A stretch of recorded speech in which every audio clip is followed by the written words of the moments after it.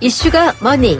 챗GPT의 개발사죠. 오픈AI의 CEO 샘 올트먼이 방한의 화제입니다. 어제 이재용 삼성전자 회장 그리고 손정의 소프트뱅크 그룹 회장과 만나 초대형 인공지능 투자 프로젝트인 스타게이트 협력을 논의했다고 하던데요. 한국과 미국 그리고 일본을 대표하는 3자 회동, 한미일 AI 동맹이라고 일컬어지는 이런 발빠른 움직임을 촉발시킨 원인이 있습니다. 바로 중국발 딥시크 슛인데요. 그래서 오늘 전문가 모시고 얘기 나눠봅니다. 김덕진 IT 커뮤니케이션 연구소장과 함께하겠습니다. 소장님 어서 오세요. 네, 안녕하세요. 반갑습니다. 김덕진입니다. 네. 질문이 너무 많을 것 같아서 심호흡하고 있어요. 저희가 잘 천천히 모르는 하시죠. 질문일 수도 있으니까 네. 우리 청취자분들의 아주 귀에 쏙쏙 들어오게 쉬운 설명 좀 부탁드리겠습니다. 알겠습니다. 자, 딥시크 정말 짧은 시간에 이번 설 연휴 때 아주 우리 세계를 바깥 뒤집었습니다. 그렇죠.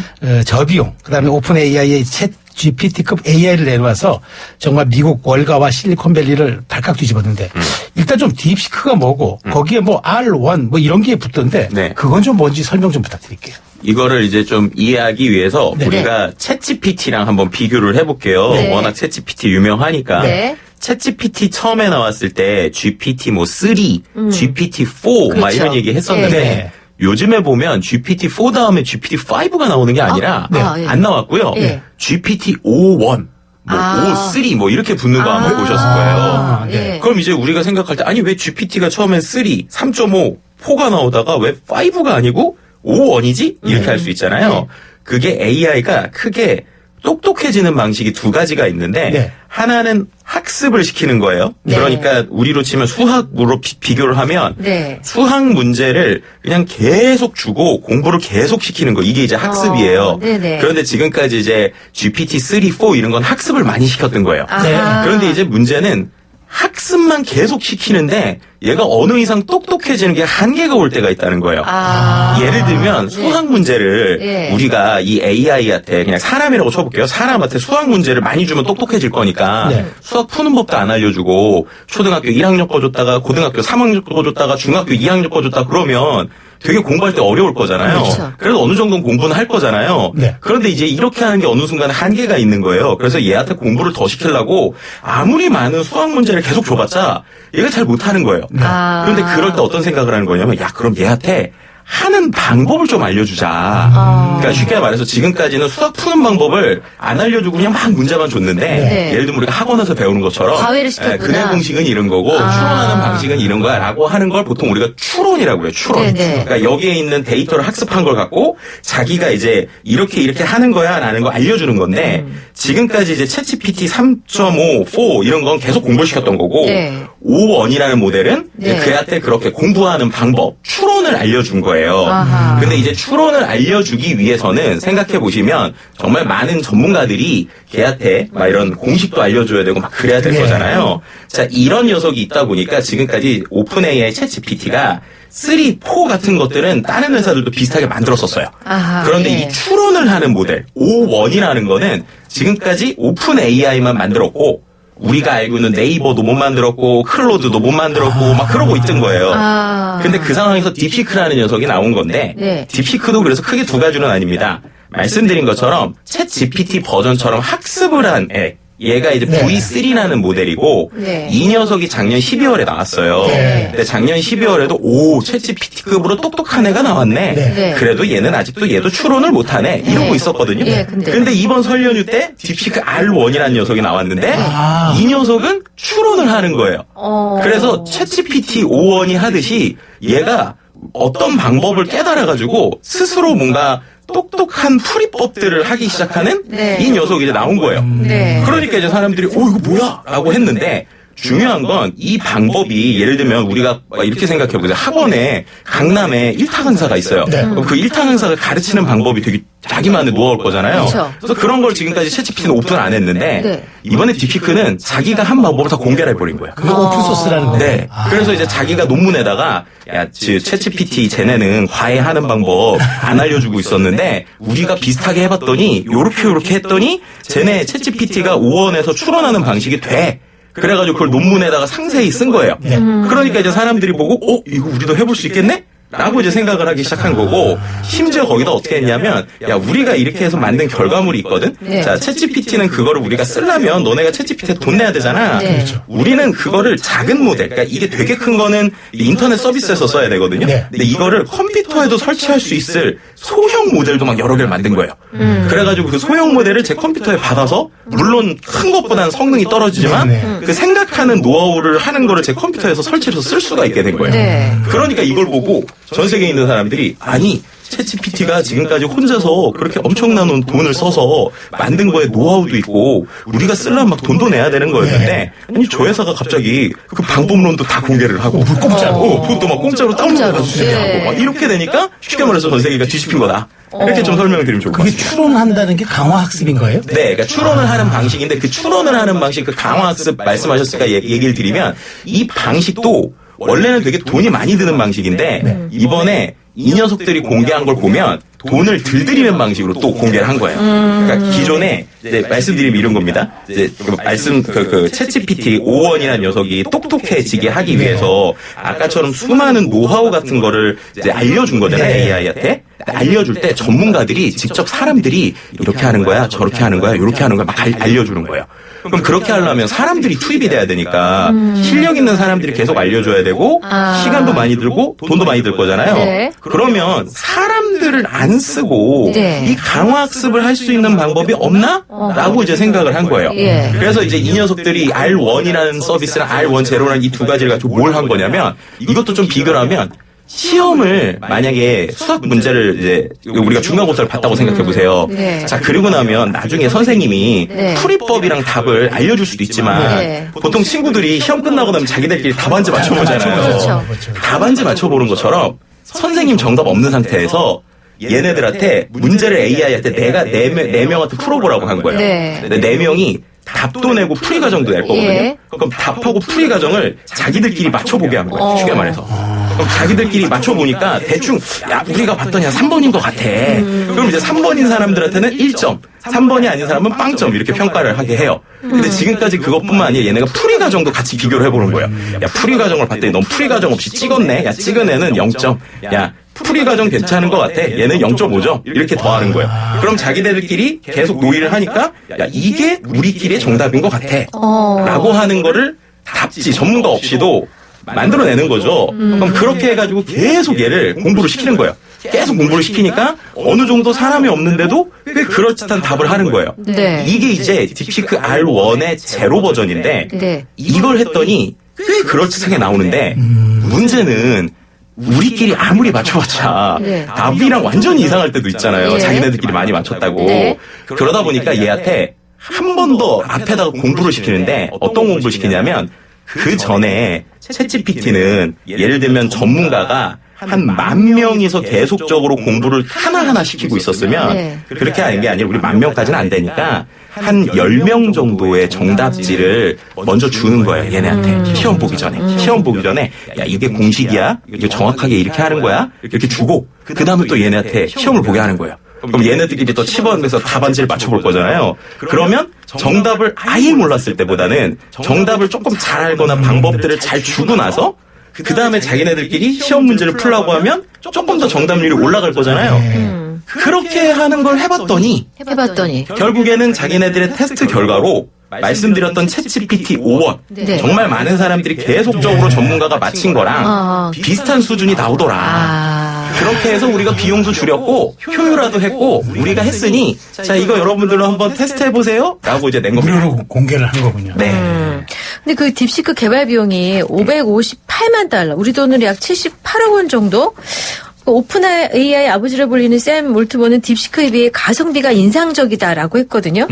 챗 GPT랑 비교하면 어느 정도로 적은 비용이에요? 일단은 이 78억은 너무 좀 비약된 숫자라서 좀 말씀드리고 싶었는데 네. 이거는 이제 아무래도 본인들의 논문에서 숫자를 써놓은 거거든요. 네. 자기네들이 논문 이제 이런 거 할 때 한 거예요, 한 건데 지금 그냥 냉정하게 말씀드리면 이 모든 그 처음부터 끝까지의 결과는 아니고 네. 자기네들이 그렇게 학습 사이클 한번 돌리는 이 실비가 한 그 정도 든 거다. 그러니까 거기에 뭐 회사의 인건비라든지 데이터라든지 빼고. 이런 비용은 다 빠진 거예요. 근데 그 그렇다 하더라도 우리가 말하는 챗GPT가 지금까지 수십조 원 뭐 이상 쓴 거에 비하면 네. 수십조 원 거의 그 정도라고 저는 봐요. 왜냐하면은 우리가 알고 있는 인력비 그다음에 데이터를 처음부터 올라 쌓인 거 그런 거에 비하면은 훨씬 더 아주 저렴하게 뭐 최소 몇천억 단위에서 아무리 많이 봐도 수천억 단위니까. 왜냐하면 이 회사가 처음부터 이제 AI를 하기 전부터 금융공학하고 이때부터 막 GPU도 많이 사고 그랬거든요. 그러니까 다 포함하더라도 수천억 단위니까 그런 거에 비하면 엄청나게 가성비 좋게 만들었다고 볼 수 있는 거죠. 네. 자, 근데 이렇게 가성비 좋게 만든 딥시크 어떤 회사이고 또 창업자 양원평은 또 어떤 인물인지 좀 설명 좀 해주세요. 주식 투자로 AI를 했다는 뭐는 얘기도 있고 뭐 이런 네. 보도가 있었습니다. 이 양원평이요. 일단 85년생이고 원래는 뭐 했던 사람이냐면 말씀하신 것처럼 헤지펀드라는 이제 헤지펀드 하이플라이어라는 회사를 만들어서 퀀트 트레이딩을 연구하던 사람이에요. 그게 뭐예요? 쉽게 말하면 주식 투자를 네. 사람이 하는 게 아니라 AI가 하게 맡기는 거예요. 예. 그래서 그거를 원래 2008년, 2010년부터 계속 해오던 사람입니다. 네. 그래서 실제로 처음에 잘 안 됐었어요. 그러다가 처음에 무슨 고민을 하냐면 야 이게 AI가 왜 안 될까? AI를 똑똑하게 해야겠다. 그래서 그때부터 우리가 말하는 엔비디아 GPU 같은 걸 그때부터 사 모았습니다. 그래서 그걸 갖고 금융공학을 했었는데 그러다가 언제 대박이 나냐면 이 사람이 이제 우리가 말하는 미국이나 이런 데 있었던 그 금융위기 때 있잖아요. 네. 금융위기 때 실제로 돈을 꽤 많이 벌어요. 그때 이제 자기가 리먼 브라더스 사태. 네네네. 그럴 때 이제 금융위기가 있을 때 본인이 이제 AI를 갖고 여러 가지로 돈을 꽤 많이 법니다. 이제 그리고 나서 그 돈을 갖고 그 다음에 AI를 만들겠다라고 이제 욕심을 갖고 움직이기 시작한 거예요. 그래서 우리가 말하는 딥시크라는 회사가 2023년에 생겼고 2023년부터 지금까지 엄청나게 빠르게 다양한 모델들을 만들면서 올라오고 있는 상황이었다. 네. 이렇게 좀 말씀을 드릴 수 있을 것 같습니다. 그렇군요. 근데 도대체 왜 공짜로 했을까요? 저는 무슨 의도가 자신감의 표현인 건지 네. 아니면 챗 GPT 쪽을 소위 물먹이고 기선을 네. 제압하려고 그런 건지 네. 뭘까요? 그러니까 이게 이제 두세 가지로 좀 일단 해석을 네. 해볼 수 있을 것 같아요. 첫 번째로 이 량원펑이라는 사람 자체가 갖고 있는 어떤 캐릭터도 있어요. 이 사람이 자기 회사도 그렇고 좀 특이한 사람이에요. 보통 중국에서도 뭐 AI 잘하면 뭐 해외 인재들 막 데려올 것 같잖아요. 네. 이 사람은 일단 순수 중국파고요. 아. 그 다음에 그 회사에 있는 모든 직원들도 다 순수 중국파입니다. 아하. 그러니까 해외에서 공부를 안 했어요.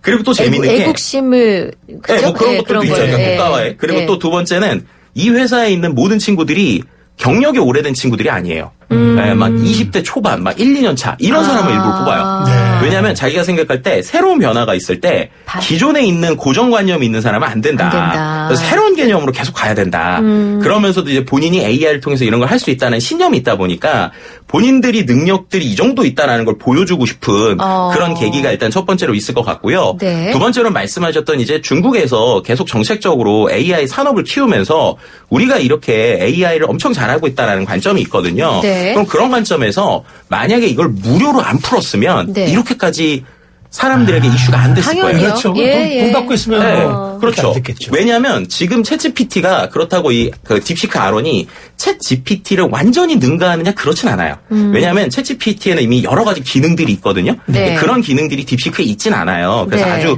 기본적으로 쓸 수 있는 기능만 있는 건데 네. 말씀드린 대로 그거를 공짜로 쓰고 네. 누구나 그걸 개발을 할 수 있게 접근성을 열었다. 네. 그리고 우리가 생각할 때 중국은 좀 폐쇄적인 국가 아니야? 그랬는데 그렇죠. 오히려 오픈 AI라는 그러니까요. 이름을 가진 미국의 회사는 클로스하면서 데이터를 안 열고 있는데 중국 회사가 이렇게 전 세계에 다 연구할 수 있게 열어놨어? 네. 라고 하는 게 되게 큰 네. 이슈인 맞아요. 거죠. 네. 그러다 보니까 이번에 우리나라도 이제 설날이었지만 중국도 춘절이었잖아요. 네. 이번에 그 딥시크의 모든 회사의 직원들이 있는 고향에 현수막이 다 그렇게 붙었대요. 봤어요, 기사. 네, 그래가지고 그렇게 우리의 자랑이다. 막 전 세계를 아. 흔들었다. 그래서 약간 그런 의도성도 분명히 있는 것 같고요. 네. 네. 그 다음에 이제 또 한 가지는 이제 그 딥시크가 만들고 있는 이 서비스가 어디서 잘 돌아갈까라는 것도 한번 생각을 해봐야 돼요. 어디서 잘 네, 돌아갈까요? 그러니까 뭐냐면 이게 말씀드린 대로 서비스나 이 그 엔진은 공짜로 풀었는데 그걸 쓰려면 어디선가 컴퓨터에서 돌리든 서버에서 돌리든 그렇죠? 막 이래야 네. 되잖아요. 근데 제일 큰 모델은 일반 컴퓨터에서 돌리긴 어려워요. 아. 그러면 우리가 말하는 클라우드나 아주 네. 대규모 서버에서 돌려야 되는데 그럼 우리 머릿속에서 다 엔비디아 생각만 하잖아요. 그렇죠. 그런데 이번에 이 딥시크의 최대 장점 중에 하나는 엔비디아의 최신 칩을 안 쓰고 네. 저렴한 저렴한 버전을 썼다라는 거 하나. 네. 그리고 추론을 할 때 일부 화웨이 칩도 같이 썼다라는 거예요. 화웨이 칩. 네. 중국의 거잖아요. 네, 그렇죠. 그러니까 그럼 이들이 그런 얘기 할 수 있는 거죠. 중국 서비스를 중국 칩하고 궁합이 잘 맞으니까 이제 엔비디아 말고도 중국 칩도 쓸 수 있어. 라고 하는 이런 좀 국가적 전략도 같이 네. 볼 수 있는 이런 부분들도 같이 생각을 할 수 있는 거죠. 네, 일단 여기까지만 듣고 잠시 광고 듣고 오겠습니다. 네. 네, 이슈앤피플 오늘 수요일 순서 함께하고 계신데요. 이슈가 뭐니?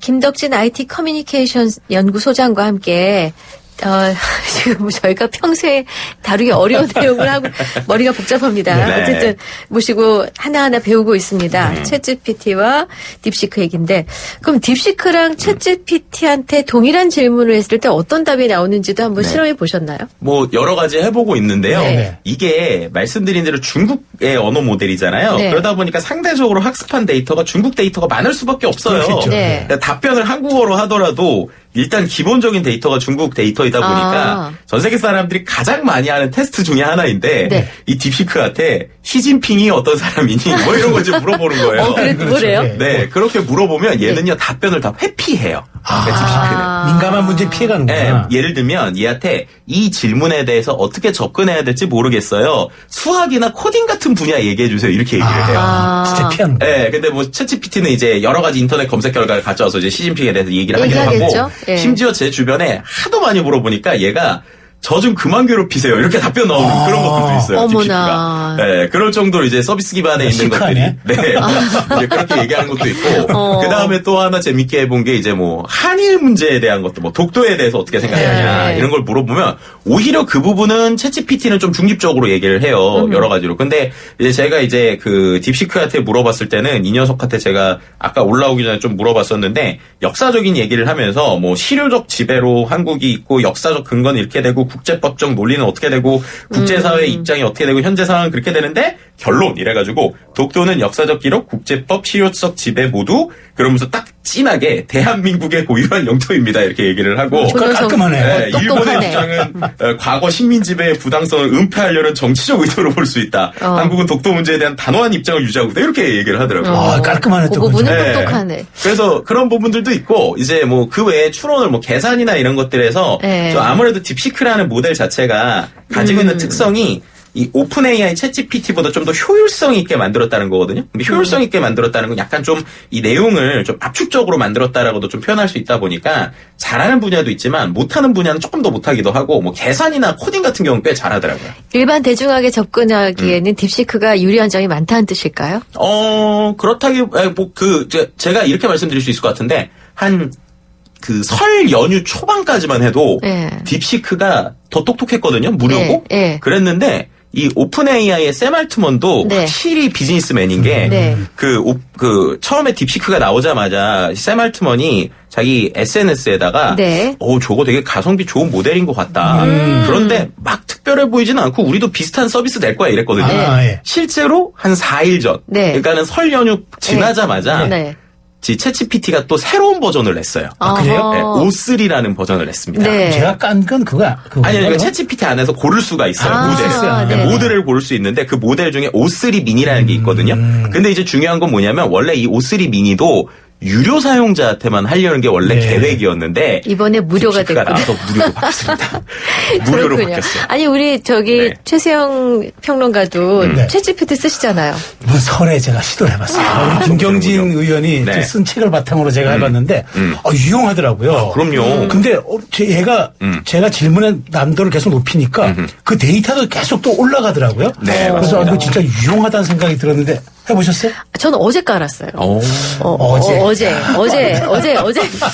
어제 깔아서 그냥 가벼운 질문을 했는데 네. 재밌죠? 재미있어요. 네. 그 실제로 좀 팁을 알려드리면 계속 대화하시다가 네. 한 일주일 정도 쓰신 다음에 네. 얘한테 또 나에 대해서 정리해서 알려줘봐 이렇게 하잖아요. 네. 그럼 지금까지 대화한 내용 기반으로 정리해서 아 알려줘요. 그래요? 네, 또 어떻게 하냐면 너 나에 대해서 그림을 그려봐 이러잖아요. 네. 그러면 제가 대화한 스타일을 보고 예를 들면 저 같은 경우에는 저의 손을 6개짜리로 그려놨어요. 네, 그래가지고 네, 네. 지금 지금 이 김 소장님은요, 팔이 6개일 정도로 여러 가지 일을 하는데, 2가지는 교수로서 일을 하고, 2손은 아이와의 잘 놀아주는 쪽으로 일을 하고, 2손은 또 이 AI로 이제 소설 쓰고 그림 그리는 걸 좋아해서 제가 6손이로 표현했어요. 이러면서 정확하게 6개로 본질을 그리더라고요. 찍었네, 그러니까. 네. 왜냐하면 대화한 내용에 대한 메모리 기능이 있기 때문에 기억을 하고 있는 거예요. 그러니까 그게 있더라고요. 그래서 제가 늘 물었던 질문들이 나중에 계속 업데이트를 시켜주더라고요. 그렇죠. 그래서 이 부분 때문에 네. 사람들이 딥시크를 쓸 때 고민을 하는 부분이 요게 있어요. 작게 빠져나갈까봐. 네, 맞습니다. 왜냐하면 딥시크가 2가지를 쓸 수 있거든요. 하나는 말씀드린 대로 PC에 설치해서 쓸 수 있는 버전이 있는데 그렇죠. 이건 좀 불편해서 대부분의 분들이 딥시크를 앱으로 다운받거나 그렇죠. 웹에서 쓴단 그렇죠. 말이에요. 네. 근데 이 앱 서비스는 말씀드린 대로 딥시크 엔진을 중국에 있는 회사가 서비스에 올려서 쓰는 거예요. 네. 그러다 보니까 이미 약관에 써 있는데 네. 이들이 가져가는 정보가 꽤 많아요. 예를 들면은 스마트폰에서 내가 이걸 어떻게 누르고 있고 실제 어떤 리듬으로 하고 있고 또 당연히 이 AI들이 내가 대화한 내용들을 가져가니까 근데 이걸 어디다 보관하느냐 거기에 중국에 있는 안전한 서버라고 써 있어요.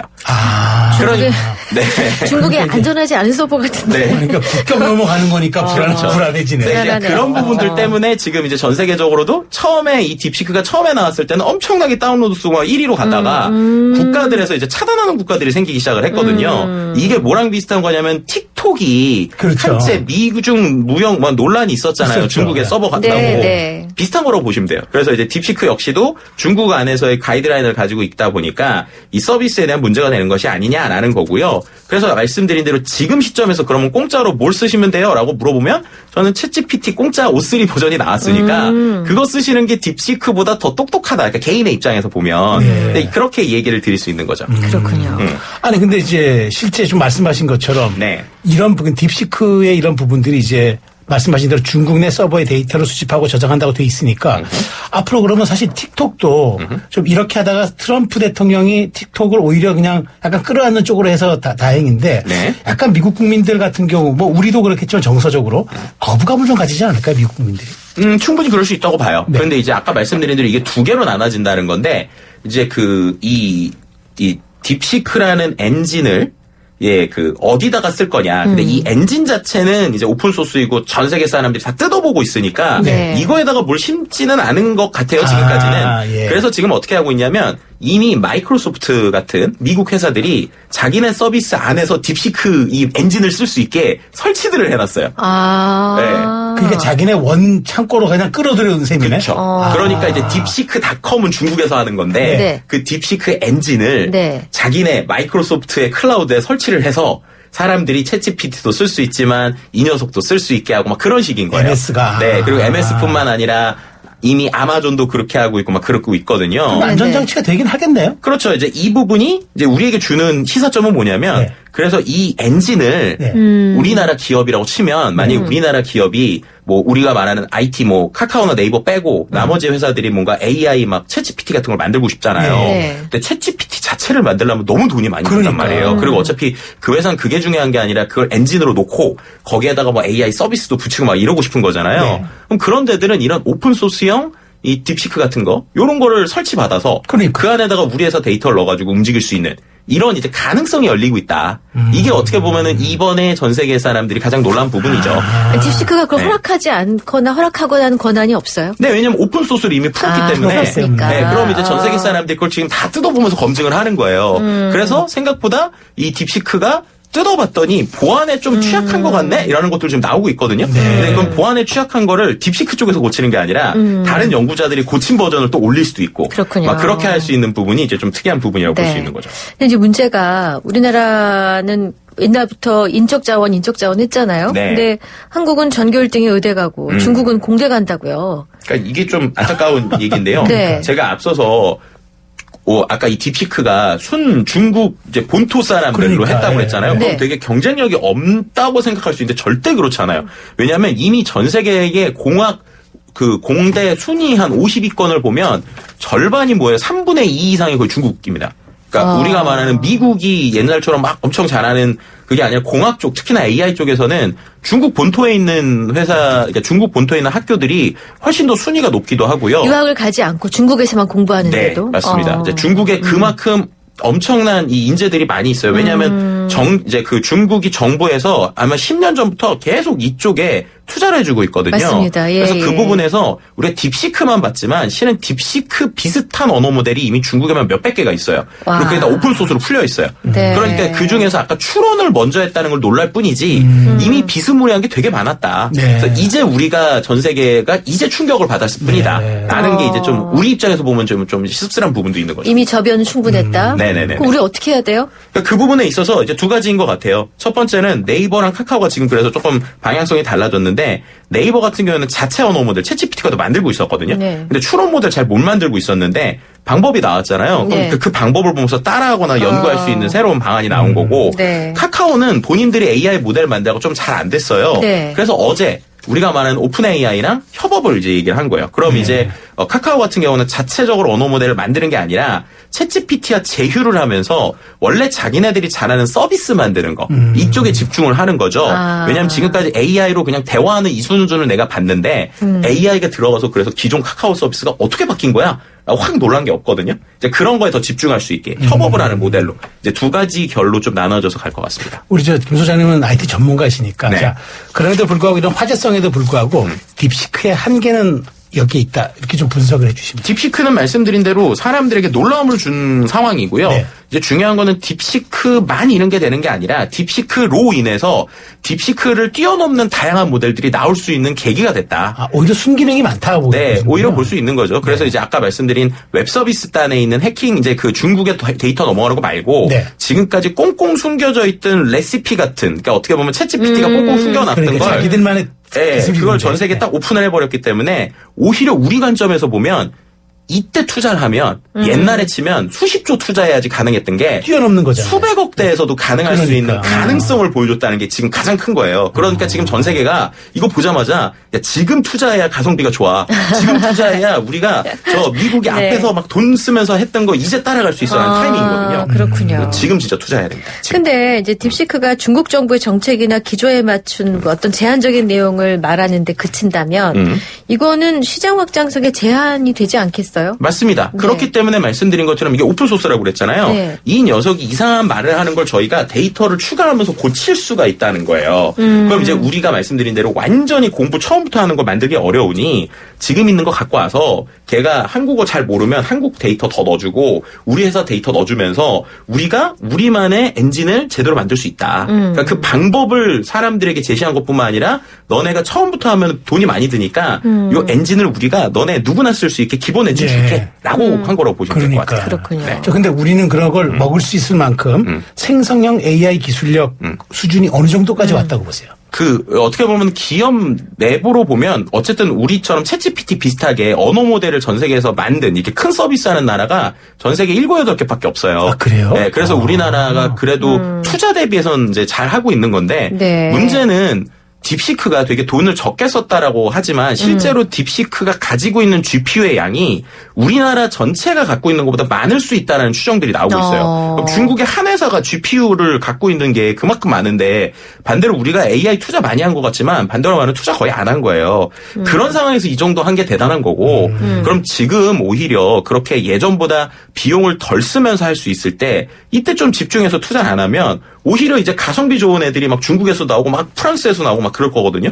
이때 놓치면은 확 이제 차이가 벌어질 수 있는 거죠. 저희가 과기부 장관님 모셨었거든요. 유상인 네네. 장관님 모시고 이 GPU 올해 얼마쯤 살 것인지 뭐 이런 얘기를 잠깐 네, 나눠서 그래서. 한 3천억 얘기가 나왔거든요. 네. 근데 그거 가지고는 조 단위로 수십조 단위 택도 얘기하는데.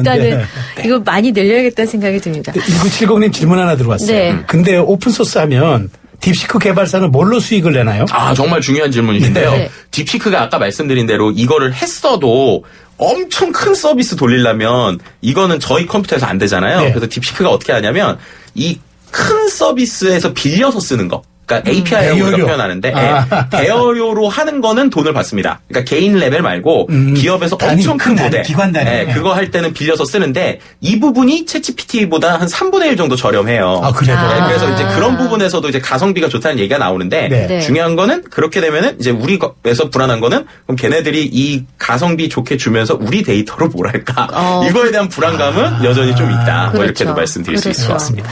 아, 정말 드리고 싶은 질문이 있었는데 시간이 부족해요. 계속해서 생략하고 네. 지금 아마 이 방송을 쫑긋 정말 집중해서 듣고 계시는 분들은 어린 자녀를 둔 부모님이실 것 같아요. 야, 이거 우리 애들 앞으로 어디로 보내지? 네.